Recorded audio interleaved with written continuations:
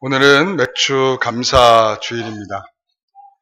그래서 오늘 말씀의 제목은 이렇게 감사하라 라고 하는 제목으로 말씀을 나누려고 합니다. 오늘 설교가 좀 어려울 수도 있거든요. 그러니까 우리 성도들이 눈을 감는 순간 무슨 말인지 하나도 모를 수도 있을 수도 있습니다. 그러니까 그리고 또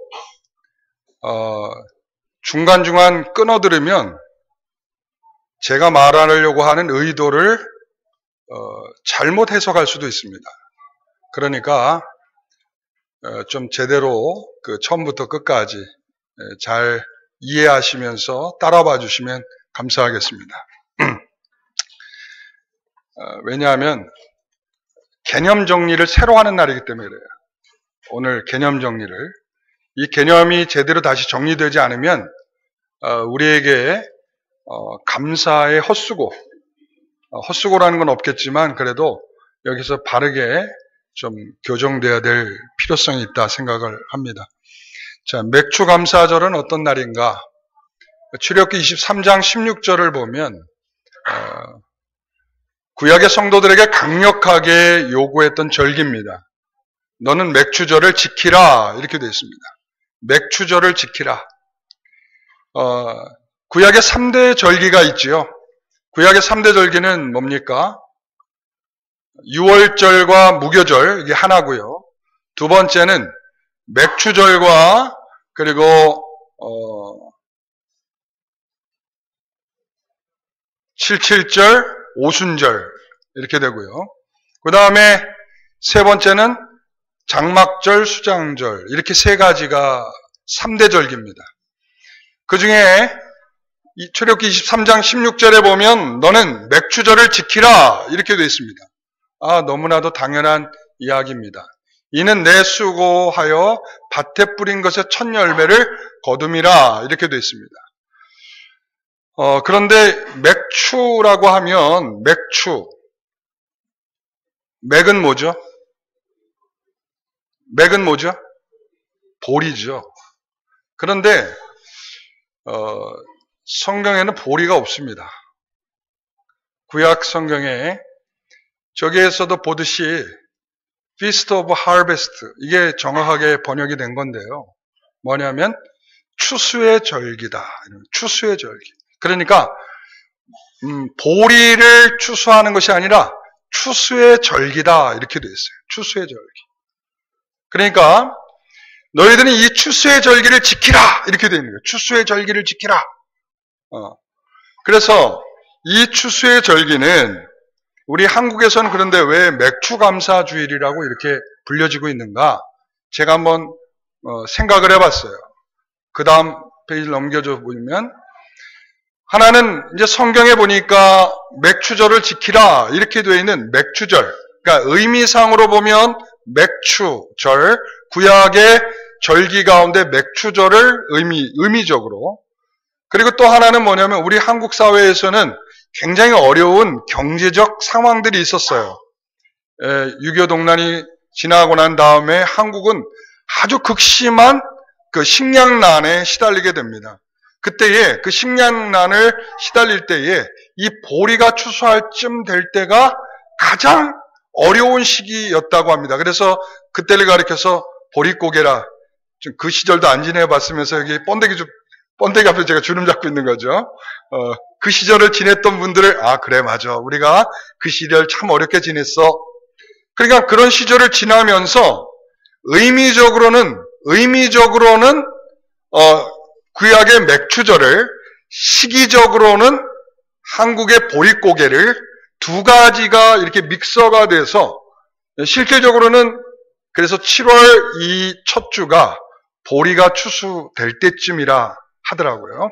그래서 우리 한국의 보릿고개와 이 맥주절이 이렇게 혼합이 돼서 이해되고 있었겠구나라고 생각할 수 있습니다. 그런데 참 감사한 것은 이 시기를 지날 때에 여러분들 교회의 재정을 잘 모르잖아요. 그렇죠? 저는 교회의 재정을 이렇게 오랫동안 제가 이렇게 보면서 느낀 게 있어요. 뭐냐면 희한하게 1, 2월 달은 헌금이 좀 많아요. 희한하게 많아요. 그리고 3월, 4월, 5월을 지나면서 6월을 지나면서 헌금이 어느 때는 반까지도 뚝 떨어져요. 신기하죠? 그리고 난 다음에 이 7월 달에 맥주 감사 헌금을 내는 딱 순간에 그래도 교회에 굉장히 큰 도움이 돼요. 시기적으로 그렇더라고요. 그래서 제가 많은 자료들을 이렇게 찾아보니까 한국교회가 이 맥주감사주의를 통해서 보릿고개를, 사회적으로는 보릿고개를 넘었지만 교회도 마찬가지로 성도들이 어려우니까 마찬가지로 교회도 그 시간에는 매우 어려운 시간이었겠죠. 그럴 때에 성도들이 그 어려운 시기 속에서도 하나님 앞에 최선을 다하여 교회를 섬겼던 감사가 바로 맥주감사주일이었다는 것이죠. 그러니까 굉장히 의미가 있고 그런 부분에 대해서 제가 그래서 지난번에 첫 번째 하는 감사라고 해서 제가 한번 설계했던 적이 있었습니다. 이게 우리가 맥주감사절을 지내고 있는 우리들의 의미입니다. 그런데 이제 제가 좀 전에도 말씀드렸듯이 자, 그 다음 페이지요. 보면 출애굽기 34장 22절에 보면 77절 곧 맥주의 초실절을 지키고 이렇게 돼 있어요. 근데 계속 성경은 줄기차게 맥주라고 말을 하고 있는데 실질적으로 번역되는 걸 보면 밀이라고 번역되고 있다는 거예요. 우리는 영어 성경에는. 그러니까 원래 성경은 밀로 돼 있어요. 밀. 그러니까 밀의 추수다. 그러니까 왜 여러분 제가 이 맥주가 아니다, 이 보리가 아니다, 밀이다. 뭐가 다르냐? 보리하고 밀이 뭐가 다르냐? 다릅니다. 모양새도 굉장히 잎사귀는, 생김새는 굉장히 비슷한데, 알맹이는 굉장히 다릅니다. 밀과 보리는. 그런데 왜 밀과 보리를 여기서 꼭 따져야 되느냐? 중요한 이유가 있습니다. 이제부터 제가 이야기하려고 하는 것입니다. 자, 예수님께서도, 이 시기적으로 보면, 이 마태복음 12장 1절에 그때 예수께서 안식일에 밀밭 사이로 가실 때, 그러니까 안식일 논쟁이 있을 때에도 밀밭 사이로 다니시면서 하도 배가 고프셔가지고 안식일날 제자들이 뭐라 했냐면 밀을 따가지고 비벼가지고 그것을 밀을 먹었어요. 그러니까 이 상황에서 볼 때 이 시기가 언제쯤인가를 우리가 생각할 수 있게 되는 거죠. 밀을 취소할 때가 언제쯤인가. 바로 지금 우리가 지금 성경에서 말하려고 하는 맥추절 요때쯤에 예수님께서 이러한 일이 있었다라고 하는 것을 말씀하고 있어요. 자, 그러면 정리하겠습니다. 지금까지 제가 말한 것들을 다시 한마디로 정리하겠습니다. 그 다음 페이지를 보여주세요. 이 절기에서 강조하려는 것이 뭡니까? 추수입니다. 자, 지금까지 굉장히 어려웠을 수 있습니다. 이게 뭐냐 하고 성경하고 뭐가 다르고 어쩌고저쩌고 여러분들이 이상하게 생각할 수 있는데 여기에서 강조하려는 건 뭐냐? 추수입니다. 추수. 이걸 기억하세요. 추수를 강조하려고 하고 있습니다. 자, 그러면 지금서부터 왜 추수에 대한 이야기가 여기서 강조되는지를 잘 들으십시오. 다음 페이지를 넘겨주세요. 자, 이제 구약의 맥추절은 어떤 날인가? 자, 그 다음 페이지요. 자, 보세요. 이것은 6월절부터 생각을 해야 됩니다. 자, 6월절은 어떤 날이죠? 6월절. 이스라엘 백성들이 애굽에서 출애굽하기 전에 마지막 10번째 재앙이 장자 재앙이었습니다. 그런데 하나님께서 이스라엘 백성들을 살리시기 위해서 그들에게 주신 주문 내용이 있었습니다. 어린 양을 잡아서 그 피로 문설주와 임방에 바르면 이 내 백성인 줄 알고 내가 그를 넘어가겠다라고 이야기했습니다. 이게 6월절입니다. 6월절은 어떤 날이었냐면 안식일입니다. 자, 6월절은 어떤 날이라고요? 안식일이면서 무교절이 시작되면서 일주일 동안 성회가 시작됩니다. 이 6월절에 안식일이 지난 다음에 안식일이 지난 첫날부터 뭐가 시작이 되는 거냐면 자, 9절의 말씀을 잠깐 보겠습니다. 9절의 말씀을 잠깐 보겠습니다.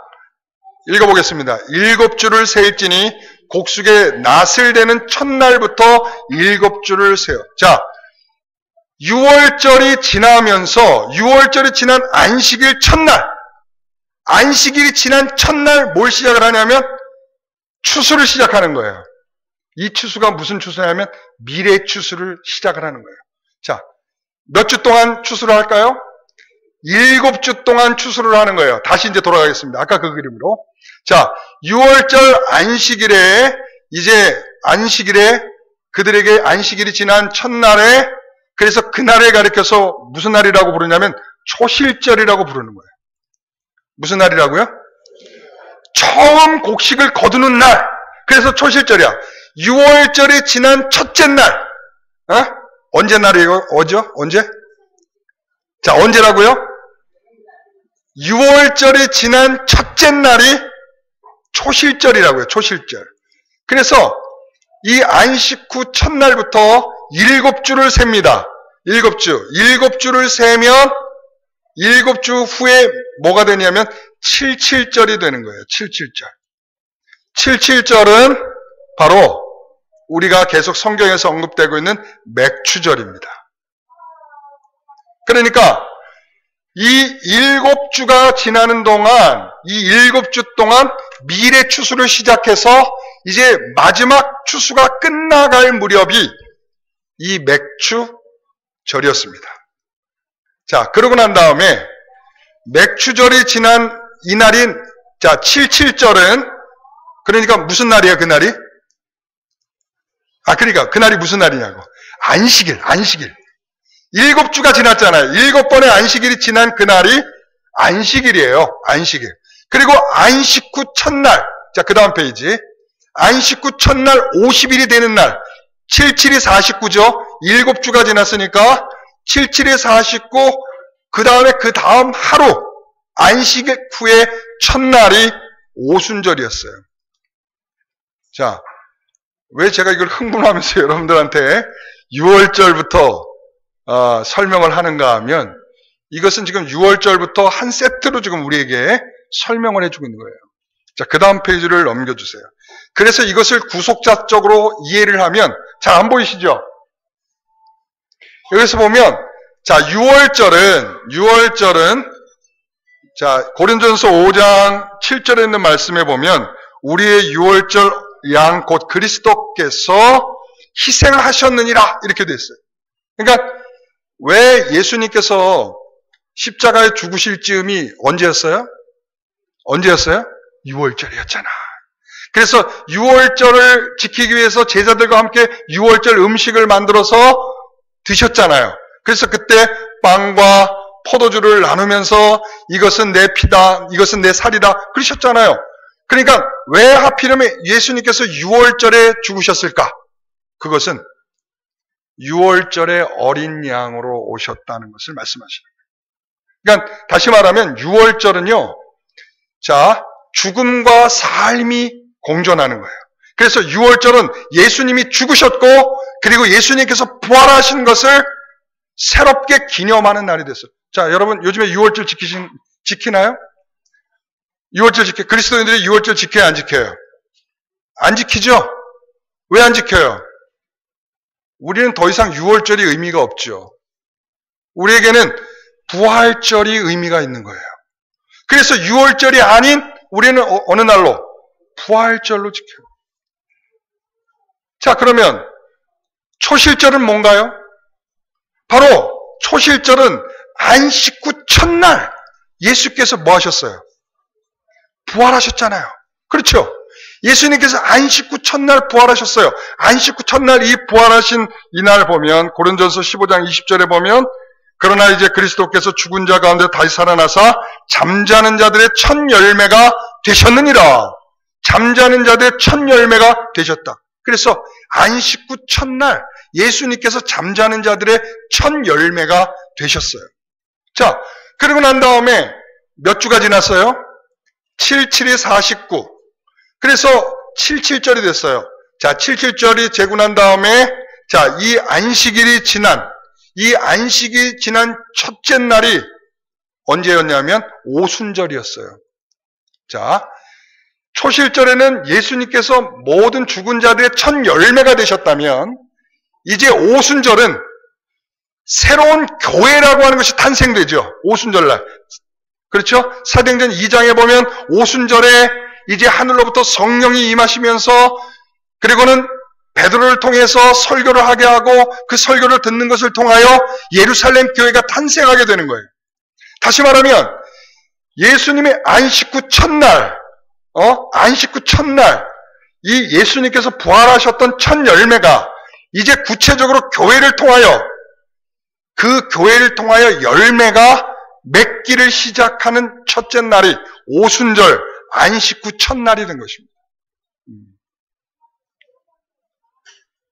어렵습니까? 그러므로 우리가 이 77절을 지낼 때에 그래서 제가 그 다음 77절은 추수절이다. 자, 그런데 여기서 우리가 구속사적인 의미는 이런 의미를 생각해 보셔야 됩니다. 자, 이 말씀을 출애굽기 23장 16절에 이 말씀을 주셨어요. 출애굽기 23장에 너희들은 맥추절을 지키라 라고 했다면 지금 이 말씀을 어디에서 받았습니까? 이 말씀을 어디에서 받았죠? 광야에서 받았죠. 이들은 지금 농사를 짓고 있습니까? 안 짓고 있습니까? 이들은 아직 농사의 농자도 몰라. 이들은 아직 가나안에 들어가 보지도 못했어. 그러니까 지금은 하늘로부터 만나를 먹으면서 하루하루를 살아가고 있는 그들의 삶이란 말이죠. 그런데 하나님께서 이들에게 너희들은 맥추절을 지켜라 라고 하는 것은 무엇을 의미하는 거냐면 하나님께서 이제 구원을 약속하신 것을 이루실 것을 확실하게 증명해 주시는 말씀이죠. 다시 말하면 그들이 이제 하나의 소망을 갖고 나가야 되는 겁니다. 뭡니까? 하나님께서 우리를 이 땅에서 구원하실 것이다. 여러분 우리가 지금 살면서 여러분 병이 오면 굉장히 고통스럽죠. 그리고 살아가다 보면 사업을 하다 사업이 안 돼서 너무 힘들고 고통스러울 때가 있잖아요. 그리고 정말 이 자식이 속썩일 때 보면 차라리 그냥 아이고 그냥 하면서 그 정말 가슴이 답답하고 힘들 때가 있을 거예요. 우리가 살아가는 모든 인생에는 이스라엘 백성들이 광야길을 걷는 것처럼 매우 힘들고 지치는 일들이 많아요.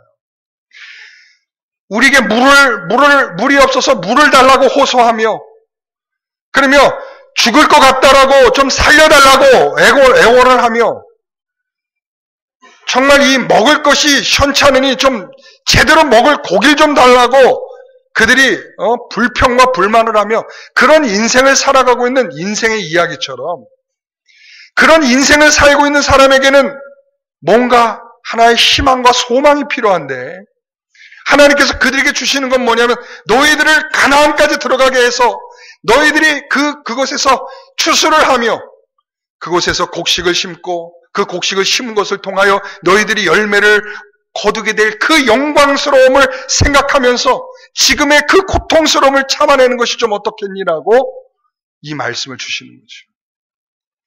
그러니까 이 추수절은 단순히 그냥 뭔가를 심고 거두는 정도의 의미를 갖고 있는 게 아니라는 것을 알게 되죠. 다시 말하면 구원을 소망하는 사람들이 영적인 추수를 생각할 수 있지 않겠습니까? 내가 이제 하나님 나라의 백성으로 산다라고 하는 그런 영광스러움을 가지고 그리고 내가 이제 죽게 되면 그 영원한 나라의 백성으로 그 천국의 성도가 된다는 것을 생각하면서 바로 그 영광스러운 그 추수를 생각하면서 감사하는 날이 바로 이 절기라는 것이죠. 사랑하는 성도 여러분, 그래서 저는 맥추 감사라는 이야기보다는 다른 의미를 좀 썼으면 좋겠다. 영적인 추수의 날이라든지 아니면 하나님께서 우리에게 주는 더 근원적인 이 첫 번째라는 게 앞선 것보다 이게 가장 근원적인 감사 이런 의미로서 첫 번째 감사. 저는 이런 의미를 좀 바꿨으면 좋겠다는 생각이 좀 들어요. 그래서 단순히 우리가 보리를 주신 하나님이 아니라 내 생명을, 영원한 생명을 약속하시는 하나님에 대한 감사, 내 생명을 구원하시는 하나님에 대한 감사, 나를 죽은 자리에서 내 생명을 이끌어내시는 하나님의 감사. 자, 그래서 그 다음 페이지요. 이 감사절을 어떻게 지내야 할까? 자, 빨간 글씨 읽어주세요. 부활의 생명. 부활의 생명을 입게 된 것을 감사해야 되고요. 어린 양으로 오셔서 친히 죽으시며 부활하신 예수 그리스도에 대하여 감사해야 되는 것이며, 그리고 또 그런 구원의 소망을 우리가 갖게 된 것에 대하여 하나님께 감사할 수 있기를 소원합니다. 제가 밑에 뭐라고 썼습니까? 습관적인 행동을 멈추라. 습관적. 여러분, 이 습관적이라는 거 굉장히 좋은 것일 수 있어요. 뭐 성공하는 사람들의 7가지 습관? 굉장히 좋은 것일 수 있어요. 성공하는 사람이 끊임없이 그 사람을 자기를 지키기 위한 노력, 그런 측면에서 7가지 습관은 굉장히 좋은 것일 수 있어요. 그러나 우리가 하나님 앞에 습관적이라고 하는 것은 굉장히 좋은 의미일 수도 있어요. 반복적으로 하고 있다라는 것일 수 있지만, 한 가지 의미는 뭐냐면 영혼 없는, 오늘 우리가 주일에 교회 오면서도 정말 하나님께 감사하면서 오셨습니까? 아, 내가 오늘 주일에 하나님께 예배할 때 정말 내 안에 감사가 넘친다, 이런 마음으로 오셨습니까? 그렇게 못 오셨다면 지금 여러분들은 습관적으로 오신 거예요. 아, 오늘 주일인데 아침에 일어나면서 아이들, 오늘 주일이다, 아침에 일어나라, 이 습관적인 거예요. 습관적이라고 하는 것은 우리에게 정말 감사의 마음 없이 행동하게 하는 정말 악한 요소입니다. 사랑하는 성도 여러분, 오늘 이 감사절은 우리에게 정말 무엇을 요구하냐면 습관적인 행동을 멈추고 진정으로 하나님이 날 구원하신 것에 대한 감사가 있기를 소원한다 라고 하시는 말씀이 우리에게 들려지는 것입니다. 그 다음 페이지요. 이 감사절을 어떻게 지낼 것인가? 한 예를 든다면, 이 독일에 마르티 바덴이라고 하는 정치가가 있었습니다. 이 사람은 굉장히 경제적으로 검소한 사람이었어요. 그래, 모든 삶 속에서 검소를 지키고, 그러다 보니까 점점 경제적으로는 더 어려워졌어요. 그러니까 저 사람이 어렵지만 이제 지방으로 이제 여행을 가게 되었는데, 여행 가는데 이제 경비를 아껴야 되니까 아주 허름하고 아주 그냥 좀 무너지기 직전 이런 여관에 묵게 되었어요. 그래서 여관방에서 하룻밤을 딱 자고 그 다음날 딱 일어났는데, 아침에 일어났더니 신발이 사라진 거예요. 기분이 확 나쁘잖아요. 그죠? 자기가 신고 온 신발이 사라진 거야. 너무나 기분이 나빠가지고 하나님께 원망을 하는 거죠. 하나님, 좀 가져갈 사람의 것을 좀 가져가시죠. 저같이 거지 같은 사람의 것을 가져가면 어떡하십니까? 그렇게 하나님께 원망을 한 거예요. 그랬더니 그 집 여관방 주인이 자기가 신던 신발 하나를 이렇게 내줬어요. 이거 신고 가십시오. 그리고 또 이렇게 얘기를 합니다. 오늘 주일인데 저하고 같이 가서 교회 가서 예배를 같이 드리시죠.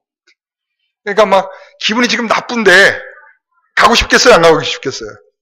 여러분 같았으면 오겠어요? 안 오겠어요? 나 오늘 신발 입어서 기분 나빠서 교회 안 가. 그래서 그런 마음이 들 텐데 억지로 끌려가지고 이제 교회를 나온 거예요. 교회를 딱 끌려 나왔더니 그 순간에 교회에 왔더니 그 교회의 영적인 분위기가 다른 거예요. 그래서 이런 분위기가 있어야 되겠다 이런 생각도 들었어요. 뭐냐면 이 교회는 다 벌써 사람들이 앉아서 오자마자 앉아서 정말 하나님께 막 감사의 기도를 막 드리는 거예요. 그러니까 앉아가지고는 우리 일찍 오신 성도들이 저 3층 유아실에서 앉아서 막 열심히 막 기도하시는 것처럼 이 성도들이 쫙 이 예배당 안에서 막 기도를 하고 있는 거예요. 막 찬양도 하고 기도도 하고 막 그러고 있는 거예요. 근데 이 사람이 딱 들어오면서 보면서 자기의 마음이 확 녹은 거야. 왜? 성도들이 정말 대단히 하나님께 많이 감사하고 있구나. 이런 마음을 갖게 되는 거죠. 근데 그 중에 한 사람의 시선이 싹 쏠렸어요. 그 사람은 어떤 사람이었냐? 그 사람은 정말 다른 사람들보다도 더 하나님께 감사하면서 기도하고 있는 거였었어요. 뭐 하면서요? 뭐 하면서요? 더 감사하면서 기도하고 있었어요. 근데 그 사람이 막 너무 기도를 그렇게 감사하면서 막 기도하고 있는 걸 보니까 이 사람이 그 사람의 전체를 다 스캔할 거예요. 쫙 볼 거 아니에요. 머리부터 발끝까지. 정말 이 사람이 저렇게 감사할 뭐가 있나? 그런 사람인가를 보기 위해서 머리부터 발끝까지 쫙 본 거야. 이게 쫙 봤더니 깜짝 놀란 거죠. 머리부터 쭉쭉 내려올 때까지는 그래도 괜찮았는데 쭉쭉쭉 내려오다 보니까 글쎄 그 사람이 다리가 없는 거예요. 거기에 이 사람 너무 놀란 거죠. 나는 지금 신발을 잊어버렸다고 이렇게 불평스럽고 하나님을 원망하면서 여기까지 끌려오듯이 도살장에 끌려오듯이 왔는데 저 사람은 다리를 잃어버리고도 저렇게 하나님께 감사할 수 있다는 것에 대하여 이 사람은 너무나 충격을 받은 거예요. 저도 예전에 그 이야기를 이렇게 읽을 때 굉장히 저도 충격을 받았어요. 저는 이분이 이 이후에 자신의 모든 더 검소하게 정말 감사한 마음으로 그래서 이 재무부 장관까지 이렇게 지냈다라는 이야기가 있어요. 이분이 자기의 신발을 잃어버리고 감사하지 못한 자신을 반성하면서 하나님 앞에 더 큰 감사를 획득하게 된 거죠.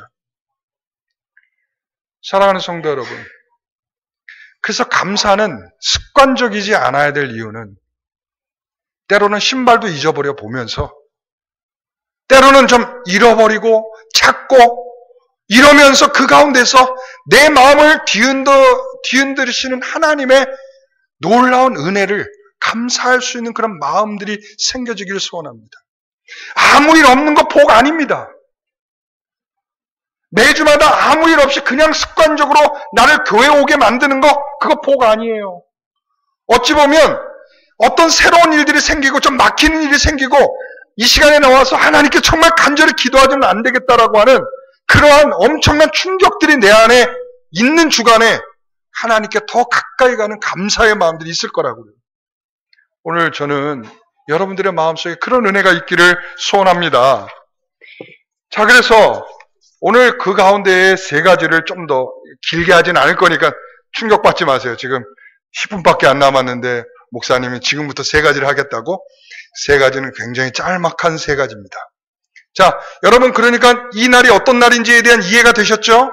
그 가운데에서 이런 가운데 제 중심은 뭐냐? 습관적인 행동을 버리라는 거예요. 습관적인 행동을 버려야 이 감사의 본질로 들어갈 수 있다는 것입니다. 첫 번째는 이겁니다. 10절의 말씀. 다 같이 읽어보겠습니다. 내 하나님 여호와 앞에 7절을 지키되 내 하나님 여호와께서 내게 복을 주신 대로 내 힘을 헤아려 자원하는 예물을 드리라. 자, 먼저는 뭐냐면 복 주신 대로 내 힘을 헤아리라. 이 복 주신 대로 힘을 헤아린다는 것은 하나님께서 우리에게 주신 것에 대한 깊은 헤아림이에요. 그래서 12절을 보세요. 12절에 여기 연결되어 있나? 12절. 같이 보세요. 너는 애굽에서 종되었던 것을 기억하고 이 규례를 지켜 행할지니라. 그러니까 이 규례를 뭐하고 연결시키고 있냐면 그가 애굽에서 종되었던 것을 기억하는 것과 연결시키고 있다는 거예요. 이해되시겠어요? 자, 그래서 보세요. 다시 그 그림을 보여주세요. 이스라엘 백성들이 애굽에 있을 때 그들은 어떤 삶을 살았습니까? 노예로 살았어요. 또 자신의 자녀 중에 아들을 낳으면 죽게 되는 엄청난 자녀를 낳자마자 죽는 엄청난 고통을 경험했어요. 그들은 애굽에 있을 동안 하나님을 부르짖지 않으면 살 수 없을 지경에 그런 고통으로 살고 있었어요. 그리고 그 다음 페이지요. 그리고서 그들은 출애굽에서 나와서 40년 동안 광야 생활을 했어요. 여러분 40년을 광야 생활하는 동안 하늘에서 내리는 만나를 먹었어요. 물이 없다고 원망하고 불평할 때 그들은 하나님께서 주시는 물을 마셨어요. 그리고 만나가 너무 맛없어요. 깔깔해요. 먹기 싫어요. 물렸어요. 질렸어요. 그럴 때에 하나님께서 그들에게 메추라기도 주셨어요. 그러니까 그들은 이 모든 것을 헤아려 자신을 죽을 자리로부터 구원해내셨으며 40년 동안의 그 어마어마한 세월 동안에 그들의 삶을 책임져 주신 하나님에 대한 굉장히 깊이 있는 감사죠. 이것을 기억하지 않으면서 감사한다는 건 거짓말이라는 거예요. 오늘 우리가 이 자리에서 하나님께 감사할 때 하나님이 내게 주신 그동안의 세월에 나를 구원하신 구원의 감격스러운 그 감사가 여러분 얼마나 크겠습니까? 그렇죠? 이것을 헤아리지 않고 그냥 습관적으로 오늘은 그냥 맥주 감사절이래 그냥 감사하자. 여러분 이건 안 된다는 거죠. 본질이 아니라는 거예요. 기억하셔야 됩니다. 나를 죽을 자리에서 나를 구원하신 것, 비참한 내 인생을 하나님께서 나를 쓸어 담아 주셔서 하나님 나라의 백성으로 삼아 주신 것, 나같이 이렇게 부족한 자에게 하나님께서 나에게 일꾼으로 일을 맡겨주신 것, 오늘 그것이 우리에게 깊은 감사해야 될 줄 믿습니다. 이것이 우리가 헤아리는 것입니다. 자, 두 번째는 11절 말씀입니다. 10절, 11절, 10절부터 보겠습니다. 다시. 이번에는 뒷부분입니다. 자, 내 하나님 여호와께서 내게 복을 주신 대로 내 힘을 헤아려 뭐하라? 자원하는 예물을 드리라. 이렇게 되어 있습니다. 자, 그 다음에 11절을 보세요. 너와 내 자녀와 노비와 내 성중에 있는 레위인과 및 너희 중에 있는 객과 고아와 가부가 함께 내 하나님 여호와께서 자기의 이름을 두시려고 택하신 곳에서 내 하나님 여호와 앞에서 즐거워할지니라. 자, 그래서 제가 이렇게 말합니다. 두 가지로 행동하라. 이 감사절에는 두 가지를 행동해야 된다. 하나는 뭐냐면 하나님을 향한 행동을 해야 되고 또 하나는 뭐냐? 이웃을 향한 행동을 해야 된다. 여러분, 내 힘을 헤아려 자원하는 예물을 드리라 라고 하는 것은 기본적인 법칙이 있어요. 하나님께 헤아려 하나님께 이 예물을 드릴 때에 첫 번째는 기본적인 예물을 드리는 법칙이 있습니다. 그게 뭐냐면 토지의 소산의 몇 퍼센트를 하나님께 드리죠? 신명기에 돼 있잖아요. 토지의 소산의 몇 프로를? 10%. 그래서 11조라고 그러잖아요. 그러니까 토지의 소산의 11조를 하나님께 드려라 이렇게 돼 있죠. 그러니까 이 하나님을 향한 행동의 첫 번째 기본적인 법칙은 뭐냐면 하나님께 11조만큼 드리는 것입니다. 지금 이제 충격에 빠졌겠죠. 이미 우리는 헌금을 했고 제가 그러니까 여러분 헌금하고 난 다음에 얘기를 한 거예요. 내가 헌금하기 전에 얘기하면 여러분들 지금 노 목사께서 헌금하라고 지금 제가 헌금하라는 게 아니라 기본적인 것을 가르쳐 드리는 거예요. 토지의 소산의 11조를 드린다가 하나님을 향한 기본적인 원칙이라고요. 그런데 진정으로 하나님께 감사하는 사람들은 그 법칙의 요구보다도 그 이상을 기꺼이 드릴 수 있다 이거죠. 사랑하는 성도 여러분. 그래서 제가 오늘은 제 11조만큼 헌금을 했습니다. 제가 이 말을 하려면 제가 먼저 지켜야 될 거 아니에요. 그렇죠?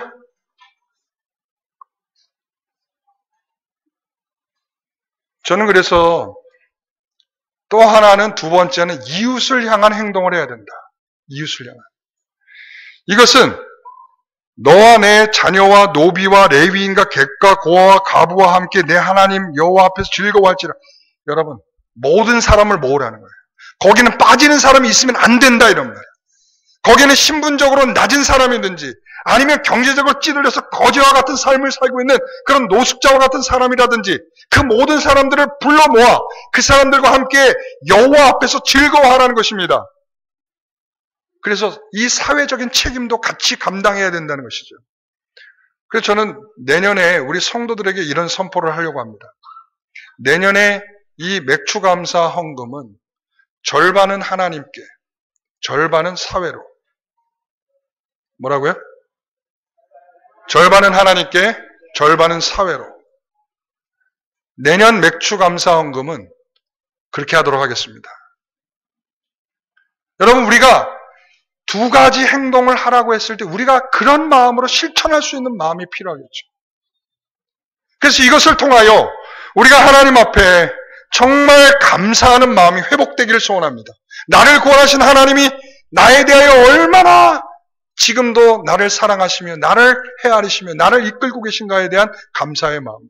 자, 그래서 결론으로, 자, 결론을 보여주시면. 자, 첫 번째, 같이 읽어봅니다.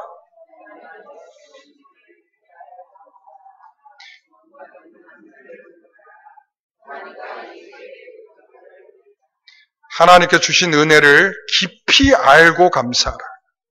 그냥 감사하라는 게 아니라 너희들이 애굽에 있을 때를 기억하며 감사하라고 하셨던 하나님의 음성을 들으시기 바랍니다. 우리는 이제 맥추절을 지키는 게 아니에요. 맥추절은 우리가 유월절을 지키지 않는 것처럼 우리가 맥추절도 지키지 않는 것이 맞습니다. 왜? 그것이 올바른 절기가 아니기 때문에.